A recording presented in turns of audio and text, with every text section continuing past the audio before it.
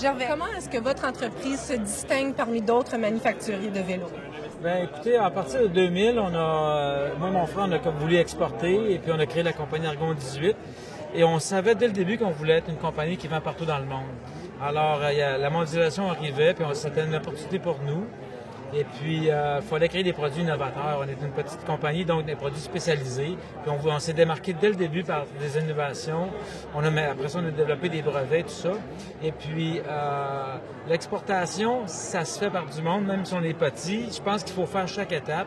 Au début, on pouvait pas aller dans chaque pays visiter des clients potentiels, des distributeurs. Mais on est allé exposer au plus grand salon de vélo à Taipei. Et là, on a recruté des distributeurs dans quelques pays. Et comme ça, on a développé l'Australie, les États-Unis, l'Europe, et pour aujourd'hui dans 40 pays. Mais pas à pas, en 15 ans, on a développé un beau marché. Est-ce qu'il y a des défis particuliers de faire affaire dans tellement de marchés?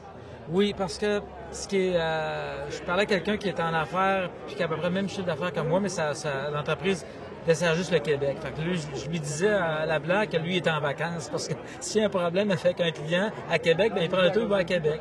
Nous, les usines sont en Asie, le développement est ici, nos clients partout dans le monde, des fuseaux horaires. Fait que quand on engage du monde, c'est un défi. Il faut que les gens soient motivés, passionnés, parce que c'est pas une entreprise qui est nécessairement...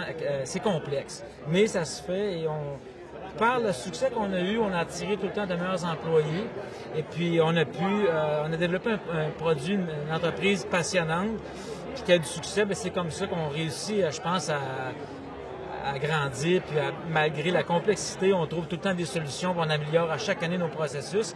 Mais c'est sûr que la chaîne d'approvisionnement, l'exportation, le matériel en transit, les partenaires financiers, c'est crucial. Donc, justement, vous parlez du fait que vous attendez une croissance dans les prochains mois. J'ai entendu que vous êtes le commanditaire officiel du Tour de France et que l'équipe allemande va utiliser vos vélos pour faire leurs courses. Comment est-ce que, comme entreprise, vous vous préparez pour une telle publicité? Qu'est-ce que ça peut avoir comme sur vos occasions de vente? On a signé le contrat en juillet, donc on a pu annoncer durant le Tour de France 2014 qu'on avait un partenaire avec une équipe qui était présente au Tour. Et là, on a commencé à organiser au niveau de l'approvisionnement, de la production. On avait 4 nouveaux modèles en 2015, alors on a tout mis ça en route. Et nos clients, ce que ça a fait, ça les a vraiment motivés parce que là, ils sentaient le support marketing, même s'il n'était pas concret, parce que ça s'est concrétisé vraiment matériellement en janvier, l'annonce officielle qu'on sera autour, l'équipe, tous les produits, tout ça. Fait que là, vraiment, et nous, on avait prévu des augmentations. Alors, on a produit plus.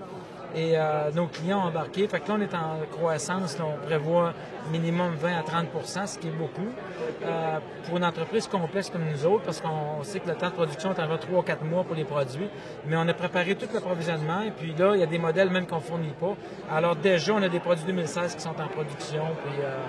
Mais c'est un heureux problème. Donc, on vous souhaite une bonne continuité à la réalisation de votre rêve d'enfance. Merci beaucoup.